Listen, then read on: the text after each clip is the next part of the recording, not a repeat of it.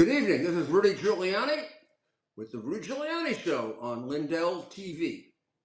And I am in Rome, Italy, and had a really full day today of meeting with two of the high officials, including the Prime Minister of Italy and several of I wouldn't call them lower officials, but somewhat lower level officials, but responsible for security in Italy, intelligence, and foreign policy. So we'll go over all of that. And then over the course of the next day or two, we'll give you some of the video that we obtained and some of the interviews and analysis. But let's talk about for the first part of the show. Let's talk about the things that are going on back at home that maybe aren't being reported exactly the way they should, or in some cases not reported at all. The first one is getting a great deal of attention, but I don't think it's really being explained properly. And that is the back and forth on the deal with Ukraine involving President Trump on the one hand and Zelensky on the other. The first thing to realize about it is that the mineral deal that the president is requiring from Ukraine, which roughly would equate to about $500 billion, is something that is very important to us, America first, very important to us, because it helps give us more of these rare minerals that China is trying to corner the market on, because these are minerals that are used for AI, for quantum computing, for the development of new age level technology. Now, I don't know if you remember, but a week or two ago, we did a part of a show based on Gordon Chang's prediction that the next arms race, or the arms race with China, is not just an arms race. And if you ignore this, you're going to waste a lot of money just on arms. It's also a high technology race. It's who has the best technology, because we're at the level with artificial intelligence and other things similar to it, where technology can defeat arms. So today there was a good deal of discussion of an Iron Dome for the United States. And an Iron Dome, silly people object to it on the theory that Iron Dome would be too small because it protects Israel. Well, Iron Dome is just a name. Of course it's going to be much bigger. It's going to have to cover 50 states and then probably, hopefully, cover some of our allies. So of course it has to be much bigger. So we could give it a different name. Israel has several versions of Iron Dome. Iron Dome, I'm very familiar with because I've seen it operate in person, live. I also am pretty familiar with David Sling, which is they use that less often, but they use that against probably faster rockets.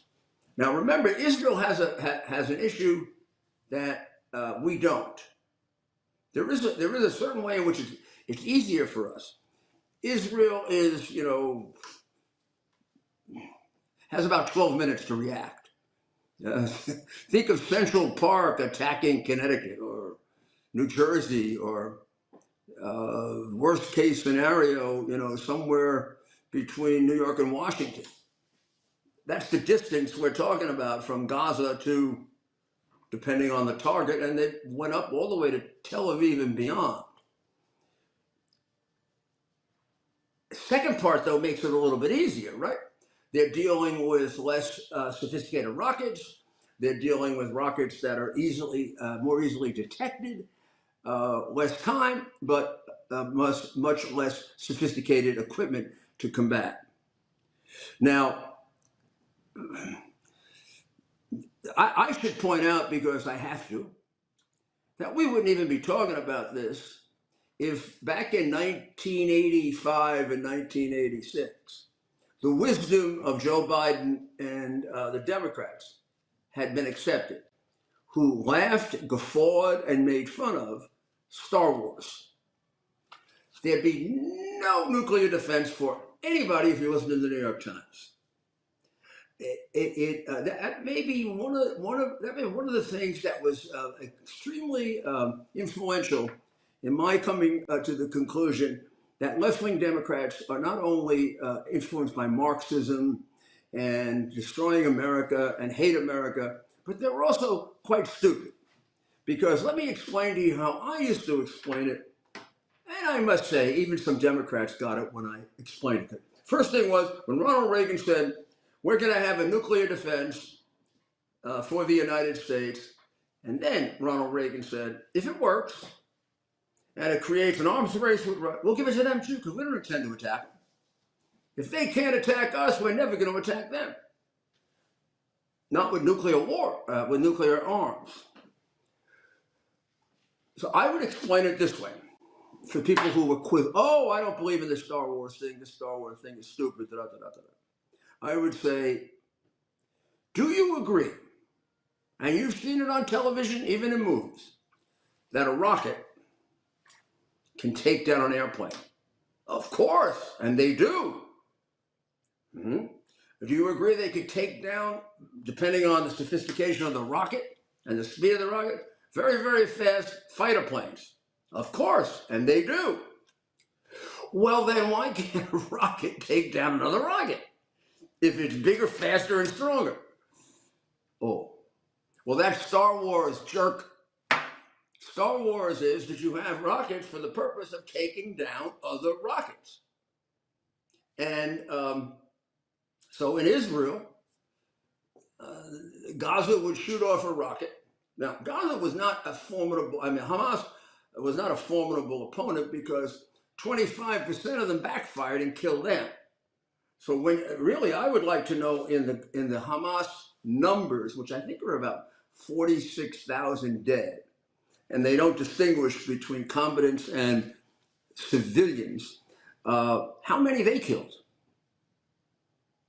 I don't just mean by putting the children in front to protect their sad little backsides, but I'm talking about the people they killed when the rocket backfired. Remember early in the war, a hospital was blown up, and immediately the New York Times and everyone blamed it on Israel. And then it turned out it was a rocket from one of the moron terrorists that backfired. It then came out very, very subtly. You had to go look for it. 25% of their rockets backfired. There were times when they had rocket attacks on Israel that they would kill more of their own people than the Israelis. The Israeli Iron Dome and to some extent David Sling, well over 90% success rate. And I'm probably shortchanging it a bit. Number of people dead from rocket attacks? Oh gosh, I don't know if they keep that statistic, but it couldn't be, it has to be less than 10. Injured, fair number, but not very, not enough so that you even evacuate it. So, Donald Trump wants to develop that for the United States. Of course we should. We helped develop it for Israel, if not actually developed it for Israel. I know this because when I went to Israel during the earlier war with Hamas, I was at several of their installations. I've described no more about it than that, and I really got to see it operate. And I was at one where the commander was a 19-year-old woman who had come from Ethiopia when Israel discovered that there was in fact a long lost group of Ethiopian Jews, black, in Ethiopia. And they were brought to Israel. Strangely, I was there for the second wave back then in the 80s, met them then. Enormously interesting because their Judaism stopped pretty much around Moses. So some of the Jewish practices that came after that point in time where they got cut off, they had to learn, and they were, as you might imagine, they were almost like converts. They were very, very dedicated. And this young woman, I probably 20 years ago I was saying young girl because she looked like a young girl, was in charge with 5 men, and they would get help from the central headquarters. But it was ultimately her decision when to fire and how to fire. And she had about 5 minutes for that decision. That's about it. And yes, there's a certain amount of automation of this, but ultimately the rocket has to be calibrated just about right, or you're going to miss it. And I got to tell you, the success of the Israeli forces, and you can't believe how young they are, was remarkable. There's no doubt we can do this for the United States. Absolutely no doubt. And yes, it is true that China has developed, and North Korea claims it's developed. Not sure they did. I don't know if Russia has yet a hypersonic missile. Now, a hypersonic missile flies lower, evades typical detection, makes much less noise, doesn't leave a stream, and is much harder to detect. Except, I do believe we've already been able to develop technology so far to detect all of them. So this is like an intellectual race. They're going to make it, very difficult to detect, and then we're going to have to invent something to detect, and they're going to make it more difficult, and we have to invent it. They're making it more difficult, and we have to invent it. So, in doing all of this, there are many, many minerals that are called upon that were never used before. And as I said, China has done the best it could to develop a monopoly on this. Now, to the credit of the prior administration, to which I never give any credit, they have, in several respects, been aware of some of this. For example, with the sophisticated chips for computers that North Korea basically had a complete monopoly on, China has spent a great deal of time, effort, and money in developing those chips. And they're ahead of us, not ahead of Taiwan. So, as far as I can tell, Biden handed it over to Trump. Well, we were still way behind, but we gained another 13%.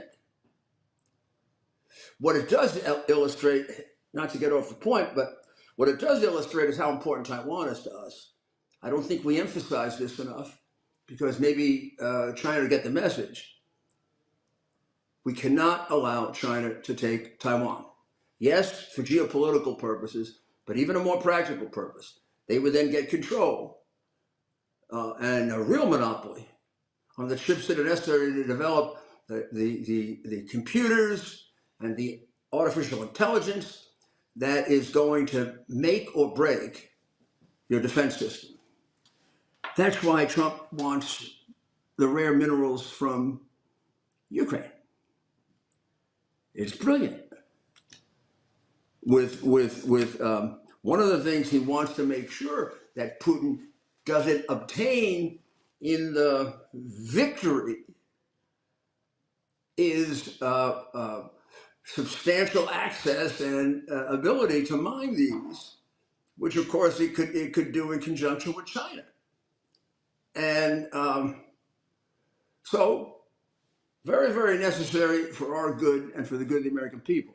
Something, now we'll go back to the Biden administration, it never would have occurred to the Biden administration to ask them to pay, and then to ask them to pay, but not just money, to ask them to pay in terms of materials that are necessary to our defense against China.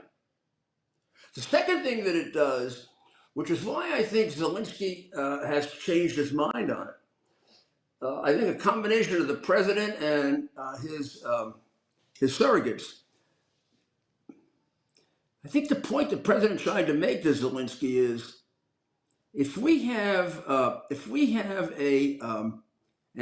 investment fund with you in these minerals, we have a deep abiding interest in your security. Whereas now you could argue that you're so far away that you were from our vantage point always a part of the Russian Empire during the time of the Tsar, and up until Putin made the terrible mistake of invading you back in 14, roughly half your country would vote pro-Russian and the other half would vote pro-Western.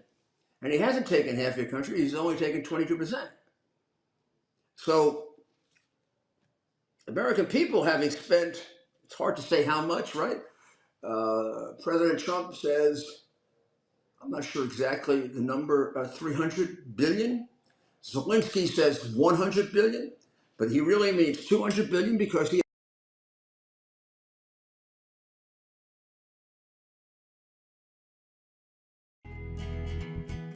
Here we are, pretty much at the beginning of the process here at this pristine, I call it a laboratory. It's not like a factory, it's like a hospital. This is the beginning of the process for roasting. Deep grain, very good quality. Most people don't use this quality. We deal with small farmers because we like to know who we're dealing with. They give us the highest quality, all organic, non-GMO. You should know all Arabica beans, no Robusto, all Arabica. They're gonna go into the roaster and it'll get roasted for about 20 minutes or so.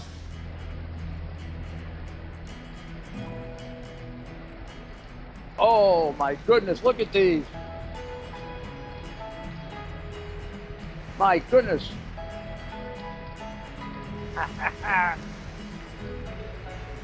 You're going to want to specially order these.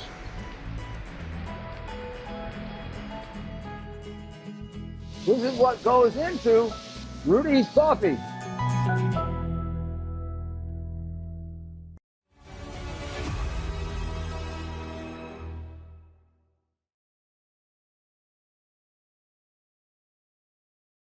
Show from the Eternal City, Rome.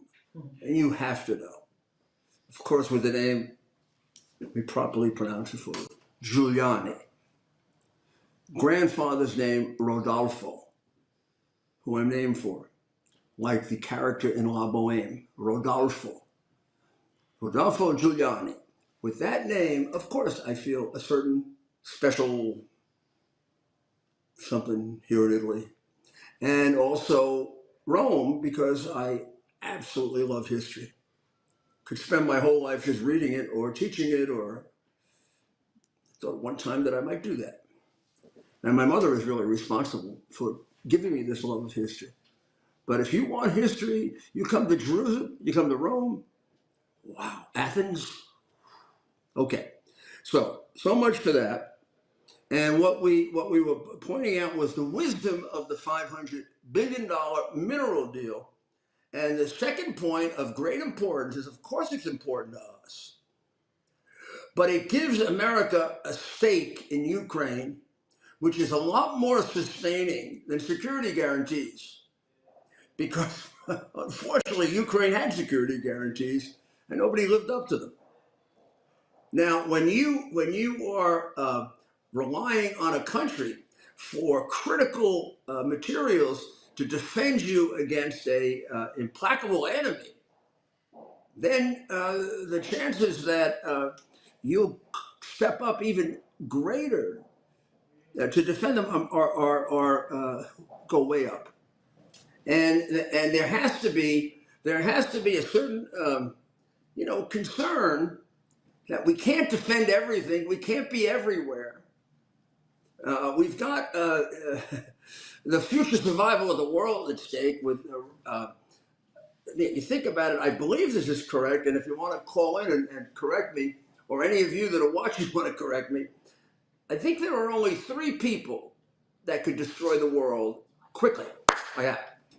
We know one is Donald Trump, the president of the United States. Not Donald Trump, any president, right? There's a little button you can press. Second one is Vladimir Putin. That's a little nerve-wracking, huh? I mean, I think the guy has his head on straight. Vicious, mean. Met him twice. First time I met him, I said to myself, I'm looking in the eyes of a stone-cold killer, like the ones I used to put in jail for 100 years. However, stop getting too, I don't know what that means to be a stone-cold killer. It means you'll kill people. It doesn't mean you're smart or not smart. You can be brilliant. I don't know that he's brilliant, but he's sure very smart. And he's very tactical. And as a KGB agent, he's so much better trained. I mean, I used to think it was absolutely idiotic when he would sit down with Obama. I used to look at Putin's eyes and I'd say, Putin says, my training for this is I learned how to murder our enemies. His training was he was a community organizer. and Obama would sit there with his notes, talking. And he'd be sitting there like this. Where did they get this guy? Wow, you give me that guy? So what did he do? Well, when he had a guy like that who he knew couldn't defend America, maybe he didn't want to defend America. He invaded Ukraine. That's when he got most of the territory. He got 90% plus of what he now retains the first time round under massive weakling, anti-American Prince Obama. Then he took a term off. Gee, I wonder why. Because, and I know this for a fact, because he really didn't know what Trump would do if he took part of Ukraine. And he was afraid Trump would blow his top and start bombing the hell out of him. And he doesn't want to get bombed. And he also realizes that the history between the two of us are that we overestimate us and they underestimate, we overestimate them and they underestimate us. When the Cold War ended and we got to see what they had, it was much less than we thought. And when you see their performance in Ukraine, so along comes Biden, and he's sort of Obama weakling squared, which means double, triple, and more than that. So man, that one was an easy one, right? He went in, he took the extra 2%, 3% that he needed to make a perfect road to Crimea, and now he's sitting there holding it, and in a very strong position with regard to that. But let's look at what he didn't get. He didn't get Kyiv, and you don't pay attention to this probably as much as I do this city. And he didn't get Kharkiv. Those are the two richest cities in Ukraine. Those are the two cities that could pay for the money it's going to cost them to, well, they wouldn't pay for the war, but the money it's going to cost them to maintain what he took. Because what he took, except for Crimea, probably needs more money than it's going to produce. The minerals we're looking for and the wealth of the country is not all, but mostly in the lands that hopefully will be retained by Ukraine. So now we don't know what's really going on. The president has said quite directly that Zelensky has agreed to the deal, that he asked to come to Washington, and that he told him he could come on Friday to sign the deal. Zelensky seemed to agree with that, and then got a little slippery. He said that, first he said he would only come, and then he said he would only sign if there were security guarantees. The president said this deal does not involve security guarantees. That'll be considered in the overall deal with Russia, because the president wants Europe to buy into those security guarantees, not just Uncle Sap. And American taxpayers, please understand the wisdom of that. That isn't being mean. That isn't being cruel. It's being a very smart president. that's trying to maintain as many resources for you as possible, which also means trying to maintain as many resources as we need. I mean, it's one thing to defend Ukraine, but who's going to defend us against China? Ukraine can't defend us against China. So I would say his approach so far has been extraordinarily shrewd. And we'll have to see how it ultimately turns out. But of course, much of the press, although they're much better than they used to be, still try to make it look like he's caved into Putin, Ukraine will be sacrificed. And then one today, I think it was the Wall Street Journal said, and they have lost the enthusiastic, committed support of Joe Biden. You've got to be kidding me. Don't you remember how much Zelensky was complaining about how Biden didn't get him the weapons on time? Biden put this guy who I have many questions about, Zelensky. I don't see him as a long-term leader of that country if you're ever going to take that country out of being one of the most corrupt in the world. And that country doesn't go anywhere, with or without a help, unless it ends its oligarch corruption. But in any event, Zelensky has to sit down with Russia, and they have to map out, are there going to be an exchange of land? Zelensky did do a smart thing in grabbing some land in Russia, Kursk, and despite Russia's attempt to take it, including with the North Koreans, they failed. They failed. Maybe they failed in part because of the stupid decision to bring in the North Koreans. They didn't know where the hell they were and couldn't communicate in any language that the Russians would understand, and they started killing each other. But, so now it looks like 20% in Ukraine held by Putin, this small area of Russia held by Zelensky, and I would assume, to give that back, he's going to want something. Smart, it should be. And the security guarantees, I think Trump wants them to be the presence of European troops in Ukraine, right there.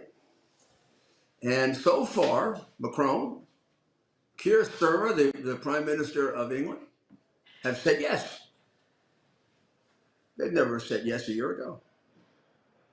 Not only have they said yes, they all are saying, oh, we agree there has to be more for our own defense. Wow. I don't see the New York Times and the Washington Post saying, wow, what a change. Boy, he flipped them around quick. I can assure you that wouldn't have happened in the past. And after my conversations today, particularly with Prime Minister Maloney, I can tell you for sure they wouldn't have happened in the past. So now Friday becomes, again, an interesting, dramatic day. So far, it looks like 80% chance Zelensky's showing up to sign. I don't think he's going to hold out for security guarantees because Trump is not going to give it to him as part of this deal. That's got to be negotiated with Russia and with the Europeans so that they can bear a lot of the burden of it, not just Uncle Sap. So here's the real question. Trump dropped a little interesting comment. I don't know if he's messing around or just, playing with everybody's head. He said, well, if he wants to get it all done, I'll just invite Putin. No, I don't know. Like, Zelensky doesn't want to meet with Putin yet. And Trump wants to get this over with. And I hope for the sake of the Ukrainian people who I love, I wish they'd do a ceasefire, huh? Isn't it crazy to be shooting each other right now? Here they are discussing security guarantees, mineral rights. Russia's talking about wanting some of its land back. I know Russia's considering what can we give Trump made it clear that they're going to have to make big concessions to get this done. So why are you shooting each other? The war's over. Okay, somebody might get a little advantage one way or the other in the peace deal, but it's going to come out pretty much the way it is. So from the very beginning, this war was a tragedy. And how about we just stop now? We stop. Russians stop sending those drones to Kyiv. Now, it is true they killed 2 or 3 people. Big deal. I mean, 250 drones and they killed 3 people. Terrible for the 3 people. I don't mean to say it that way, and I shouldn't have. But I meant, think of the investment, the money, the time, the effort, and also think of what it means as we evaluate Russia as an opponent, that they have to send up 250 drones to kill 3 people. I mean, the Israelis wipe out more than that with a slingshot. Or maybe because David was Hebrew. But so let's see. And I really do think this Reconstruction Investment Fund is a absolutely novel, great idea to tie the 2 countries closer and closer together. And I'll tell you another part of it that I'm sure to help develop the country's wealth outside of the hands of the oligarchs who steal maybe half of it. Remember when Yeroshenko left in 2014, the oligarchs at that time left $800,000 in the bank, all of it having been laundered out very disturbingly by Zelensky's patron, Kolomoisky. And Zelensky is sitting on and covering up crimes at the highest levels of his government and the government of the United States. So when people look at Zelensky as, gee, I know Europe made him into the little guy into a big hero. He may be a hero. I don't know. I don't think so. But he's a guy who's covered up very serious crimes. He's a guy that's gotten a fortune from one of the biggest crooks in Ukraine. And there's no material change in the corruption in Ukraine that I can see. And when he tells me $100 billion is missing, well, what about the $5 billion that was missing at the end of the Obama administration? Did you ever return that? We'll see. So today, the president had his first cabinet meeting. And the president had a lot of it on television. Talk about transparency. And I would say if we can take a look, it's kind of interesting to take a look at where everybody's sitting. You know, in the old days in the Soviet Union, when they'd have the parades, like someone like Khrushchev would stand up, and the guy to the right was like the number 2 guy, and the guy to the left was number 3 guy, 4, 5, 6, 7. And then when people got shuffled around there, it meant they were being demoted. Like last time you saw the guy on the right, now he's all the way at the end. Next time the guy was in Siberia. So this is not that. What you're looking at is traditional. I had the honor of being at several cabinet meetings as a subordinate, you know, as supporting the Attorney General, and once to give a big presentation on the joint organized crime and drug task forces, which I helped to create way back in 1981. And I still have the picture with the charts, standing up there with President Reagan, looking at them, and President Reagan indicating to us that we were going to win when he said, in the middle of this, because the OMB director was fighting against it, he didn't want to give us the money. The president said, you know, the other night I was talking to Nancy, and Nancy says this drug problem is getting worse and worse. The Attorney General kicked me under the table at we got it. And we did. We got the money. So if I recall correctly, The Secretary of State would be on his right. Across from him, of course, would be the Vice President. On the left, Treasury. Cross with the Vice President would be the AG. No. On the left would be the Defense Secretary. Secretary of State, the Defense Secretary. Across would be the Vice President, in my case, George Bush. And then on one side, the Attorney General, my boss. And on the other side, which would now be Pam Bondi. And on the other side would have to be the Secretary of the Treasury. Now, why do I know that? I know it because I haven't been that many cabinet meetings, so they stand out in my mind like enormously exciting things, so I remember where I was sitting. But it also struck me when I saw that the 4 original cabinet positions, or 5 if you want to consider the Vice President part of the cabinet, are the ones that sit closest to the President. So that is not his personal.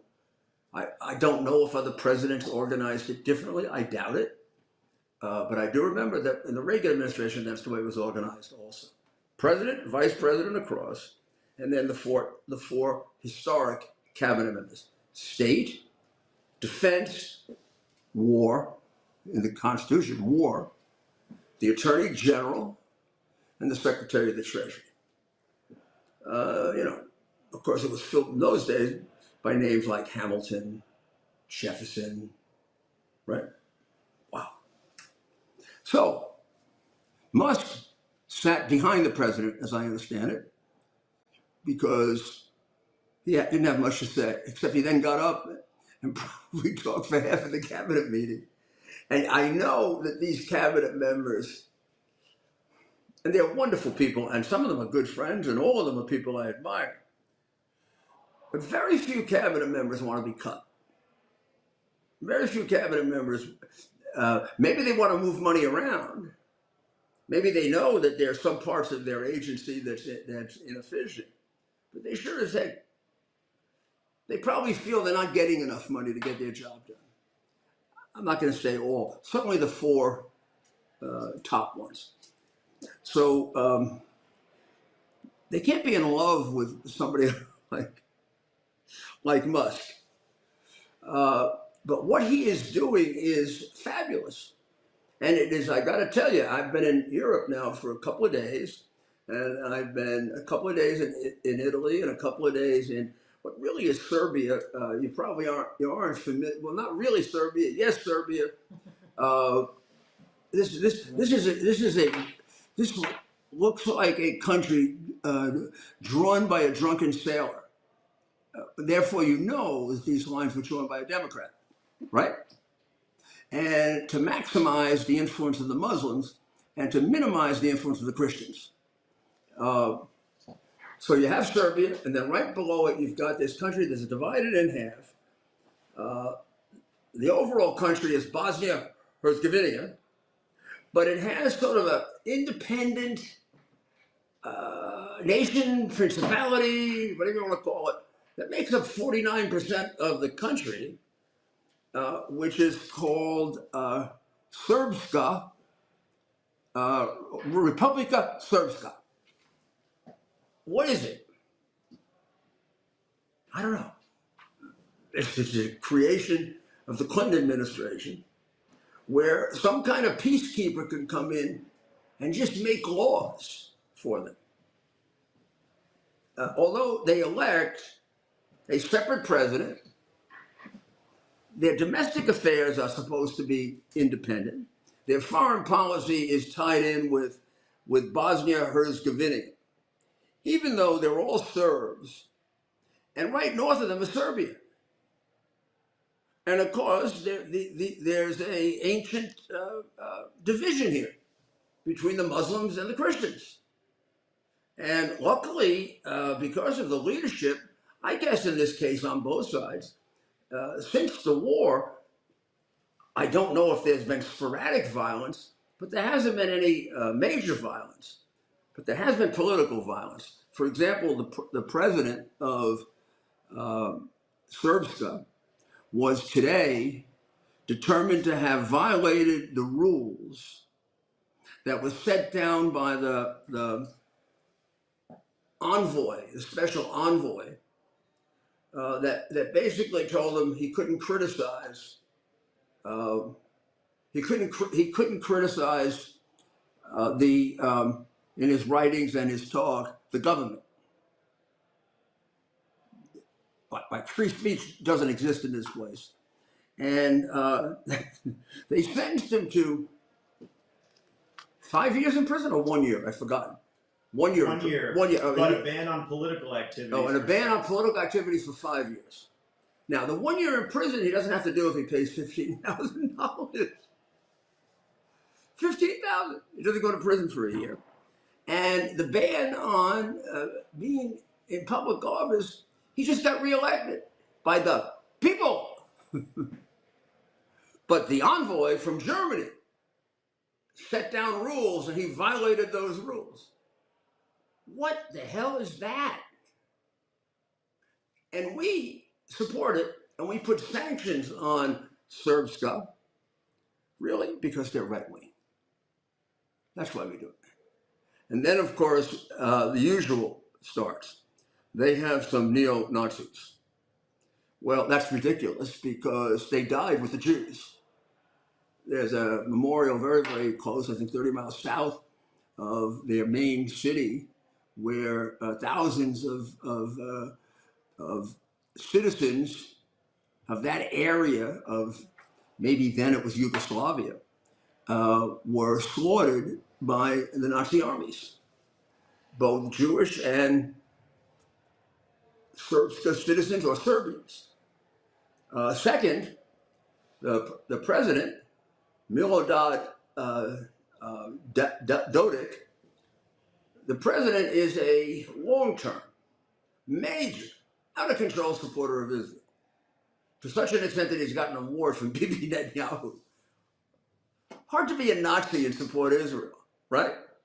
Much more likely that the Nazis are on the other side, since parts of that area were supportive of the Grand Mufti of Saudi Arabia because they're Sunni Muslims and allied with Hitler. So that one, they say it, but that one, the neo-Nazi thing is really become a default position for the left-wing communists who just tossed it out at any right-wing group. I mean, Dodik is not considered to be a left-wing Nazi. In fact, he's probably the most popular non-Muslim politician in the entire country, including in the Muslim part of the country, which is why I think this case is going to go away. But the reality is, this makes no sense. This is punitive. This country should be allied and put in with Serbia, get one country. The Muslims should have their country. And they seem to be living next to each other pretty peacefully. But to put their two governments together, and 49% is Serbian and 51% is Muslim, is asking for trouble. And this case is the perfect example of it. Maybe they were trained by Jack Smith of the Justice Department, or Attorney General Garfinkel, or I know that's not his name, but I call him that, and or just basic Biden lawfare, because that's what it looks like to me. So I really do hope that over a course of time, the president is able to readjust this and get a more sensible arrangement here. Put Srpska Republika in Serbia, because there's just another million Serbians in a country of 6 million Serbians, and let the Muslim part of the country, where in fact, I don't know that we should really bend over backwards for them. After all, two of the people who slaughtered our people on September 11th came and were trained there.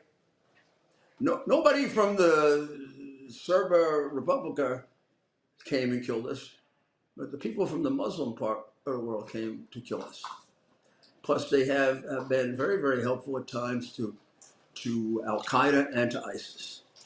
So that doesn't mean we should be mean to them, but I mean, when we get a choice, shouldn't we go with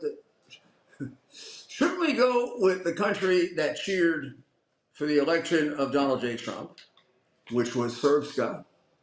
And shouldn't we not go with the country that cheered in great numbers for the slaughter of our citizens on September 11th? But after all, this was done by Democrats, so you know it was not in the best interest of the United States. I missed when I talked about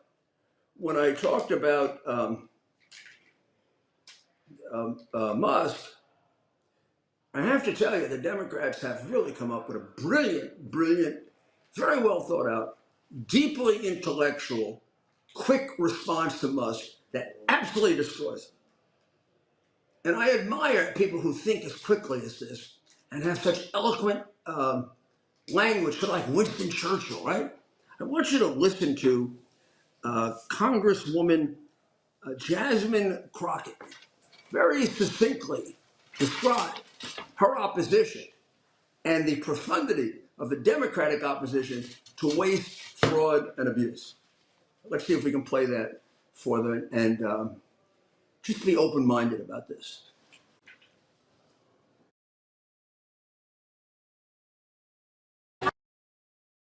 If you could speak directly to Elon Musk, what would you say? Fuck off. That's it. They get really intimidated by that. And by the way, God bless you. That was Dr. Maria. Who's spilling all over the place? I don't know why it bubbled up. Dr. Maria and I yesterday interviewed Mr. Dodick, and it's phenomenal. We'll probably replay those because they're really worth it. And there's a lot to learn there because the situation there is one that Americans don't know too well because it's hidden in all of the left-wing censorship. And it is really not unusual in various parts of the world. I don't know why America, before Trump, treats Christians so poorly and Muslims so generously. I think we should treat them both the same, but maybe in some cases, since some of these Muslim countries contain significantly large numbers of people who want to kill us or cheer when we do get killed, maybe the balance here should be toward the Christian countries. I mean, it's sort of like Israel. What the heck are we doing on the side of Hamas and not the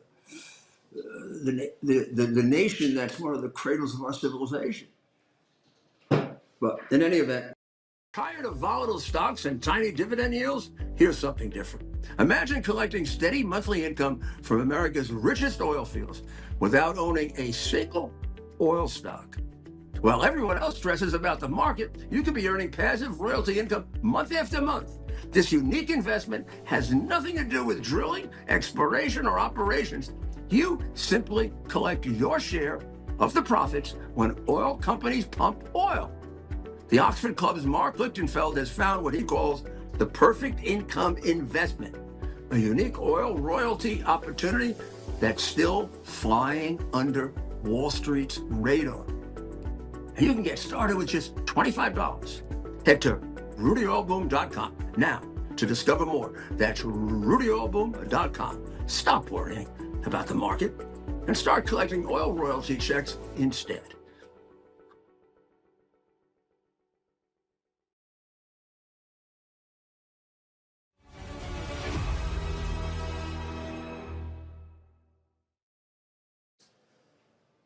Okay, we're back. This is Rudy Giuliani with the Rudy Giuliani Show. And I'm sorry if the cuts were a little abrupt, but we're way across the ocean. We're actually in the Waldorf Astoria Hotel in Rome. And the Waldorf Astoria Hotel was a place I went to make many, many speeches And I haven't been there for 7 years because it's been closed in New York. So it's nice to be in the Waldorf Astoria Hotel. Today, I met with Matteo Salvini, who is a minister in the Giorgia Meloni government, and I met with Georgia, and she was, and both were, enormously articulate and understand in great depth the strategy of President Trump and Vice President Vance. And it's so exciting to see that with the confusion of some of these governments, we do have strong support in Europe. Now, you kind of would describe Republika Srpska as Eastern Europe. And there we have a lot of strong support. I think because they just came out of communism and they understand the value of freedom. They know the country that stands for freedom. They know our adversary is China.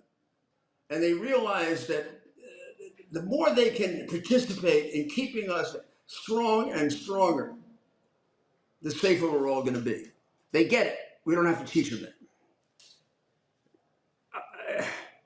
With the left-wing parties, even in like the UK and France and Germany, some of the Scandinavian countries, there's such an unrealistic attitude about what we're facing. Now, Germany, although it cut off a lot of their trade with Russia over the Ukraine situation, does a lot of back deal business with China. And if I had a bet on who's going to control the world in 2060, I would say America. But if God forbid it isn't America, it ain't going to be Russia. It could be China. In fact, I think China would turn on Russia as quickly as they could. Never been any love lost between the Chinese and the Russians. They really have now. They really now have both have a different ideology that they used to share. They used to share a common communist origin, and the Chinese, who looked like they were going to shed it in favor of capitalism because of all the money they brought in, have now under Xi Jinping gone back to being a almost letter-perfect Marxist society, communist society, and the most brutal society on earth. Putin may be a killer, and there may be others, and the Ayatollah has certainly done his share of damage, but nobody's killed 100 million of their own people. And their infiltration ability is second to none and better than Russia. So it's very, very foolish for Germany to be doing business with China. It's very foolish, all the Americans who do. We're going to do a special, probably next week or the week after, on something that you really should know about, which is the tremendous influence that China has on the movies that you see. I mean, they've thought of infiltrating everything. The schools a long time ago, through the Communist Teachers Union, through their arrangements with colleges. So that's got to be carefully looked at. A few things quickly that you might not hear anywhere else. Kash Patel has begun an investigation of James Cardinal Comey for having what appears to be, from a whistleblower, an off-the-books investigation using honeypots inserted at a high level of the Trump campaign.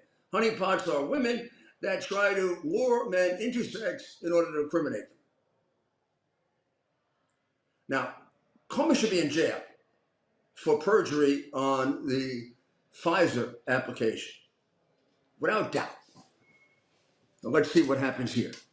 The whistleblower is supposed to be an FBI employee who was directly involved in this illegal investigation. So let's see if we can finally put this guy in jail where he belongs and a whole bunch of his other people who seriously corrupted the FBI. Israel is delaying hostages because Hamas, when they released the Jewish hostages or the dead bodies, mock them. I mean, they don't just mock them; they have like cheering sessions and laughing. And so Netanyahu, Bibi has said, "Ain't getting no more of your people until you stop it." So we'll see what happens on Saturday. Saturday is the day for the last release under the first phase. And Steve Witkoff is going to Israel, isn't there already, to try and extend phase one, so they don't have to get to the tough issues of phase two. There's got to come a point where they just get rid of Hamas. And it's coming. And I think if I were Iran, I don't know, Bibi has the bunker busters that he's always wanted. I think he's got an okay from the president in terms of the timing, although obviously it would have to be worked out. Not out of fear or supervision, but out of just mutual respect. So we'll be back with you tomorrow, and if you go to X now for America's Mayor Live, I am going to spend some time describing the meetings I had today in Italy with Giorgia Meloni, with Matteo Salvini, and others on both, not only the condition in Italy, but how, from a European perspective, they see what's going on with President Trump. So thank you very much for listening. Pray for people of Israel, the people of Ukraine, the people of Iran, and of course, for the United States. God bless America.